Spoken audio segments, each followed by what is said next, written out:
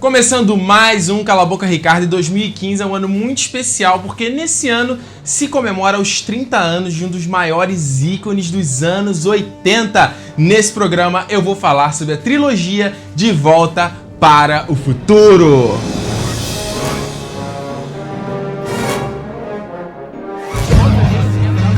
Excelente trabalho.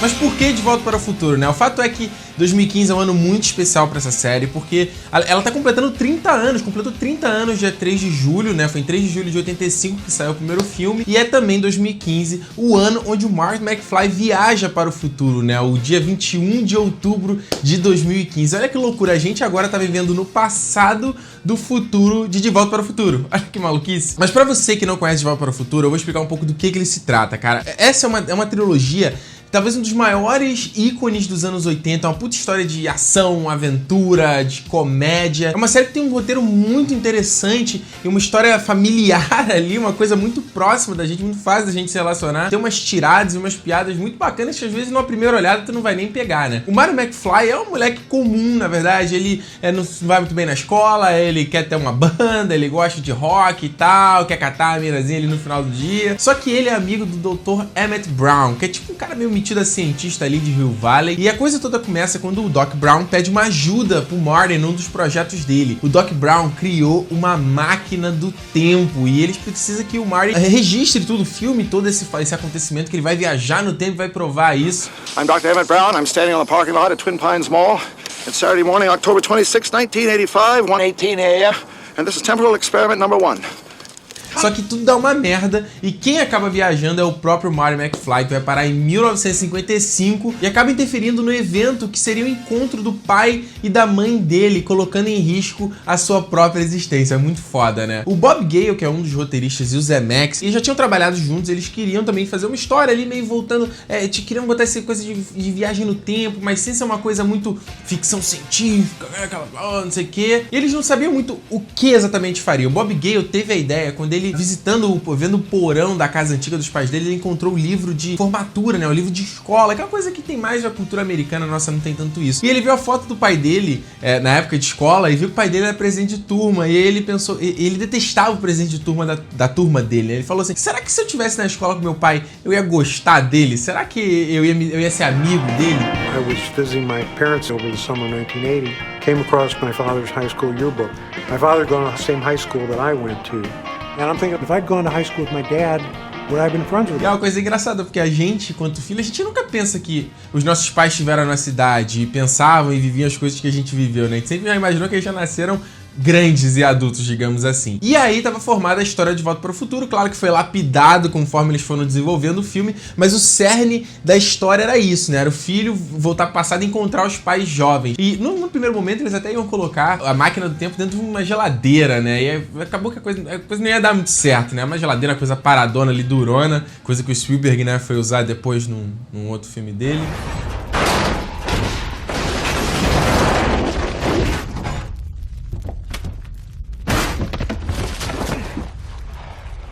Aliás, é bom falar do Spielberg, porque muita gente levou a acreditar que o filme era do Spielberg, né? Só que não é, na verdade. Ele é do Robert Zemeckis, um cara que, porra, você vai conhecer hoje em dia por ter feito Beowulf, por ter feito o Náufrago, Forrest Gump, a Travessia, que tava no cinema aí até pouco tempo. Um cara muito foda e muito respeitado na indústria, mas que na época do De Volta para o Futuro não tinha feito nada basicamente de relevância. E aí eles tentaram vender o projeto para um estúdio, aí o estúdio olhou e falou, não, isso é muito bobinho, não, eu tinha um canal disso. Se fosse um pouquinho mais, né, mais pesadinho, a gente até queria. E eles levaram pra Disney, e a Disney, cara, vocês estão malucos? Como é que você quer que a gente faça um filme onde uma mãe dá em cima do filho, aperta a coxa dele? Vocês estão tão loucos das ideias?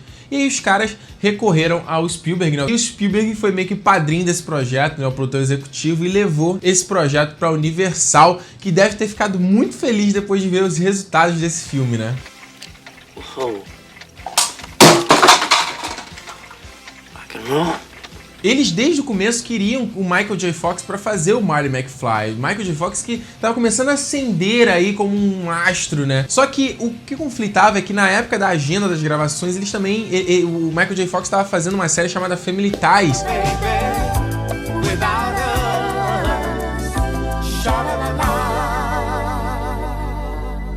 então ele não tinha disponibilidade pra fazer o filme. Aí os caras tiveram que recorrer a um outro ator, chamaram o Eric Stoltz pra fazer o Marty McFly, e eles começaram a filmar as coisas e viram que não tava funcionando, sabe? Não tava encaixando, o cara não tinha muito o feeling, a pegada que eles queriam pra esse filme. E aí foram tentar negociar com a galera do canal que deu lá do Family Ties e deu um maior rolo. Acabou que o Michael J. Fox teve que praticamente deixar de viver trabalhando em 2 turnos. Saía de lá por volta das 5 da tarde do estúdio fazer a série e ia fazer De Volta para o Futuro, filmar lá por volta da madrugada. Ou seja, o cara praticamente não dormia. Eu imagino como era pra ele decorar esses textos, né? O cara mandou bem. E isso fez total diferença, cara, porque a grande magia desse filme é a química entre esses dois caras, e isso quase também não aconteceu porque o Christopher Lloyd, no primeiro momento, não topou fazer o Doc Brown. Eles inicialmente queriam John Lithgow pra fazer o papel, só que ele estava indisponível na época, e o Christopher Lloyd, no primeiro momento, não topou, e só topou depois de ler o roteiro, depois a mulher dele insistir muito pra ele ler o roteiro, e ele gostou e falou, tá bom, então eu vou fazer esse papel.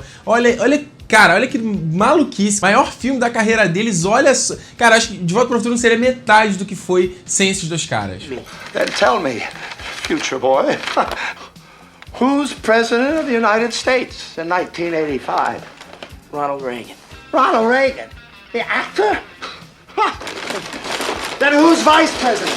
Jerry Lewis? E aí, em 3 de julho, chegou o primeiro filme e foi um sucesso, cara. Foi um dos maiores bilheterias de 85. Foi indicado para prêmios como o BAFTA, Globo de Ouro e até o Oscar, meu irmão. Um sucesso estrondoso. E não, como sempre, óbvio, não poderia deixar de ser, o filme acabou ganhando 2 outras sequências que foram filmadas ao mesmo tempo, né? Tipo Senhor dos Anéis, filmaram tudo junto, que foi o De Volta para o Futuro Parte 2 de 89 e o Parte 3 dos anos 90. O Parte 2 é muito legal porque ele começa imediatamente no final do primeiro filme, né? O Marty McFly, ele precisa ir para o futuro. O Doc Brown primeiro vai para o futuro, volta com o DeLorean voador e o Marty McFly precisa ir com ele lá para resolver um problema com o filho do Marty. E aí, por conta lá do Biff, que faz uma merda, eles acabam cagando a timeline completamente, a realidade do Marty McFly fica totalmente caótica e ele precisa voltar lá para os anos 50 para tentar reparar tudo. Então o filme é legal porque ele faz muitas previsões do futuro, né? O próprio Zemeckis diz que isso não era a parte mais divertida para ele, prever o que seria 2015, mas é legal porque muita coisa a gente vê que de fato aconteceu, assim. Claro, a gente não tem carro voador nem nada, tem umas questões como o FaceTime, ou você jogar videogame sem um controle. You mean you have to use your hands? That's like a baby's toy.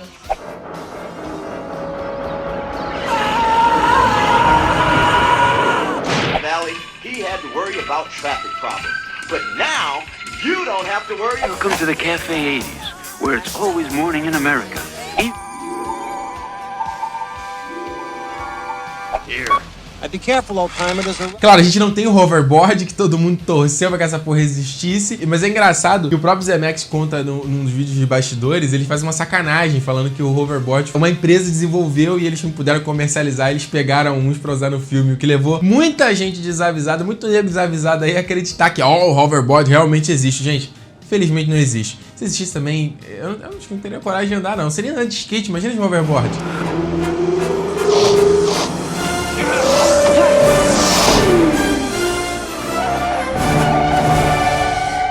E esse segundo filme, na época que ele saiu, ele foi um grande desafio pra ILM, né? Industrial Light and Magic, a empresa aí, porra, né? Se você não conhece, pelo amor de Deus, procura aí porque eles são fantásticos. Mas eles tiveram um grande desafio nesse filme, que era um ator interpretar 2 personagens na mesma cena, né? A gente tem isso com o Marty McFly ali interagindo com ele mesmo, o próprio Biff também. E outra coisa foi que esse filme sofreu recast, né? A menina que fazia a namoradinha do Marty McFly não pôde voltar pro segundo filme por conta de um problema de doença de família e ela foi substituída pela Elizabeth Shue, então o final do De Volta para o Futuro 1 e o começo do 2, embora seja a mesma cena, mesmo tudo, ela é regravada, ela tem umas pequenas diferenças assim. E também quem foi reescalado foi o Crispin Glover, que fazia o George McFly, porque ele não topou a grana que ofereceram pra ele voltar ao filme. Aí tem um monte de disse-me-disse. Ele diz que achava que era o cara que tava ganhando menos de todo o filme. Tem gente que diz que ele queria ganhar mais do que o próprio Michael J. Fox, que maluquice. E acabou que ele também foi reescalado. E eles tiveram que,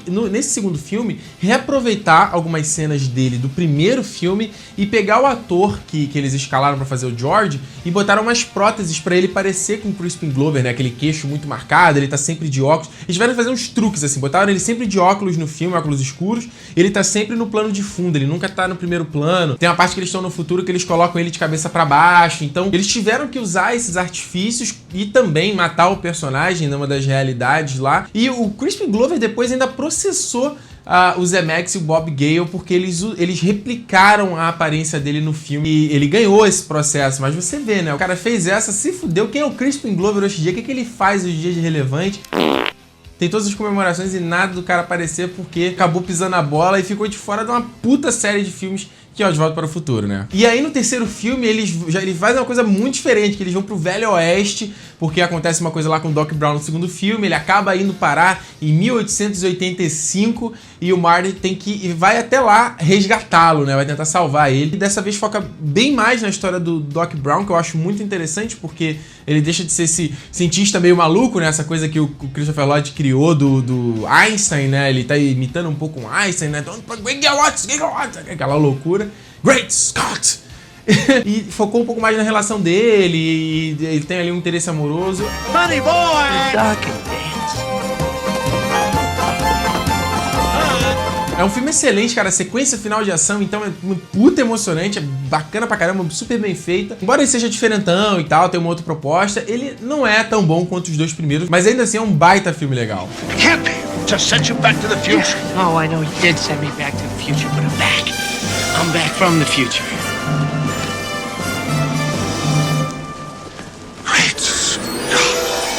Então assim, você que tá aí do outro lado me assistindo, novinho, nunca viu De Volta para o Futuro, acha que é um filme de velho, cara, para com isso, cara. De Volta para o Futuro é uma trilogia muito legal que você deve assistir. E é o mais bacana porque não é uma trilogia que, embora os dois últimos filmes foram feitos juntos, mas o primeiro não, ele foi feito para ser um filme isolado, eles não imaginavam uma sequência. Só que é legal que você pega os três e você vê um arco narrativo, sabe?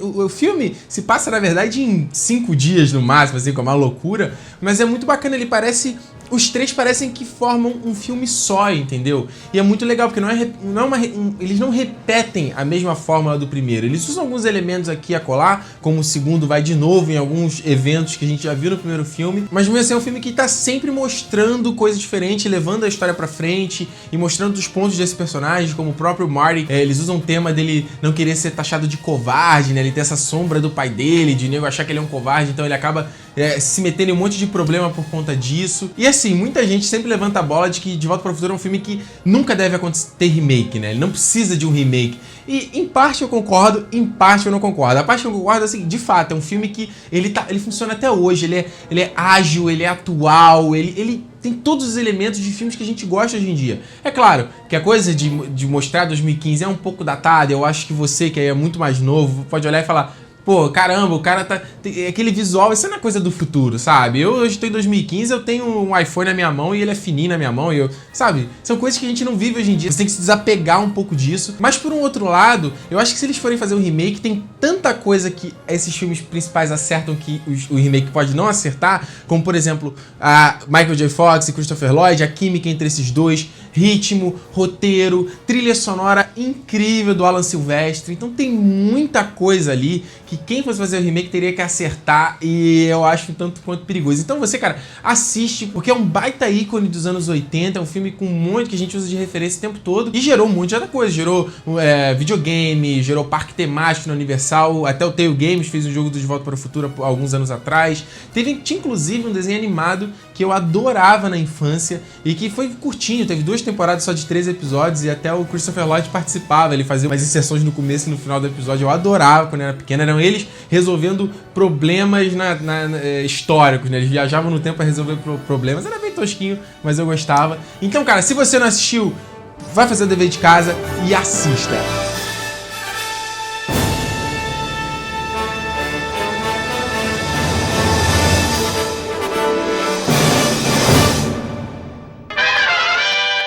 bem, esse foi o Cala a Boca Ricardo sobre De Volta para o Futuro, essa trilogia que eu adoro tanto, que eu revejo todo ano, hein? Então, se você chegou até o final e não viu, já tomou spoiler de alguma coisa, assista, cara, é um puta filme, sério mesmo. Depois me conta o que você achou e deixa aqui nos comentários qual é o seu momento favorito da trilogia De Volta para o Futuro, quero muito saber.